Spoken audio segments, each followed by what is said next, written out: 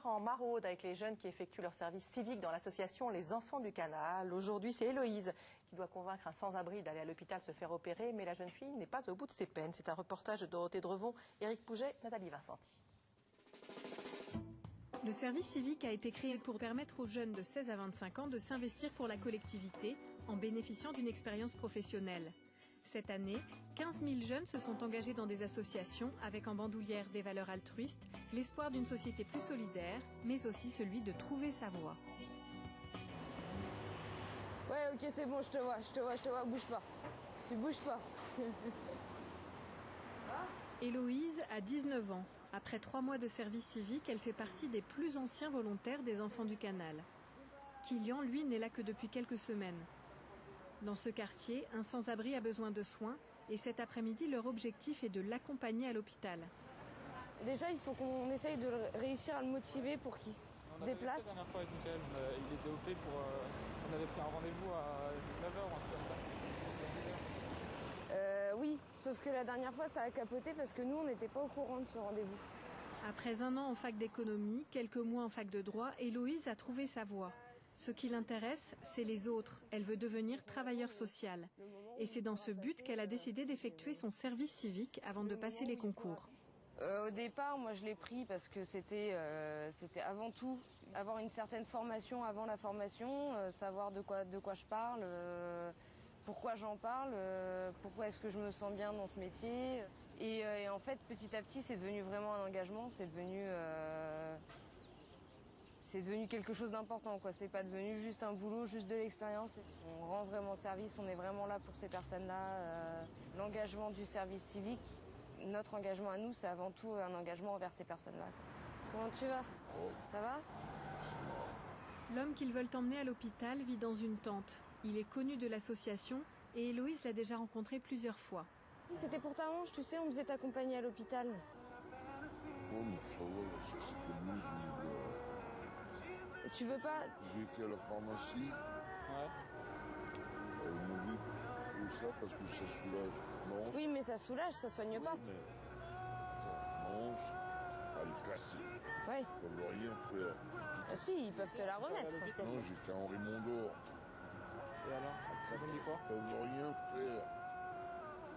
Bah, c'est pas vrai, ils peuvent pas rien faire. Sinon, faut qu'ils m'ouvrent, qu'ils me mettent une broche. Bah oui, donc ils peuvent faire quelque chose. Non. C'est comme ça. Que ça serait plus facile de Ce serait mieux, ouais, tu marcherais mieux. C'est vraiment nécessaire. Parce que là, pour marcher... Non. Je décide de ce que je veux de ma vie. Laissez-moi tranquille avec ça. Laisse les hôpitaux tranquilles. Ouais, j'ai perdu ma mère à l'hôpital parce qu'elle a voulu se faire opérer. Faut que tu te soignes. Attendez, 2 secondes. Tu m'écoutes 2 secondes? Juste, si un jour tu as besoin, tu as vraiment besoin qu'on t'accompagne quelque part, on t'accompagne, d'accord? Mais... Non, laissez-moi tranquille, d'accord. de merde. Ok, mais je parle pas de Laissez-moi tranquille. Ok, bon, et bon. Parlons d'autre chose. Parlons pas ça. On sait que tu ne veux pas, on veut pas te forcer. D'accord? Occupe-toi de ta vie, laisse la mienne tranquille. D'accord. Bon, bah on repassera un autre jour, Paco. Cette personne, elle ne veut pas se déplacer. Elle ne veut pas se déplacer parce qu'elle a toutes ses affaires dans une tente. Que si elle se déplace, il y a des risques de vol. Il pourrait y avoir des personnes qui pourraient garder sa tente pendant qu'on l'accompagne, sauf que les personnes qui sont dans la rue comme ça, elles n'arrivent pas forcément à faire confiance, quelle que soit la personne, que ce soit à quelqu'un de la rue ou à quelqu'un qui vient pour les aider. Donc c'est un petit peu compliqué. Il faut quelques minutes à Héloïse pour digérer ce refus violent et faire le point sur la marche à suivre. Et je pense qu'il faut qu'on y retourne et qu'on voit. Le risque, c'est qu'à un moment, ça va s'essouffler, tu vois. On reviendra lui dire bonjour. On reviendra lui dire bonjour, mais on reviendra pas forcément pour l'accompagner, quoi. Ça va vraiment péter, il pourra plus se lever. Bah ouais, voilà. Et puis le jour où il pourra plus se lever, ça va être Samu, quoi. On va être obligé d'appeler, ils vont l'emmener d'office. Sacré projet à 19 ans que celui de vouloir sortir les gens de la rue. Une fois par semaine, les 8 volontaires des Enfants du Canal se retrouvent autour de Maëlys, leur responsable, qui revient avec eux sur les situations qu'ils ont vécues. Il y a même une place près de moi, si vous voulez. Autour de cette table, les petits nouveaux échangent avec les plus anciens. Comme Michael, qui achève une année de service civique. Il connaît bien l'homme pris en charge par Héloïse et Kylian. C'est vrai que ça m'a quand même beaucoup étonné qu'il refuse, notamment à cause du fait qu'il n'arrête pas de nous dire que sa situation s'aggrave, que sa hanche lui fait de plus en plus mal.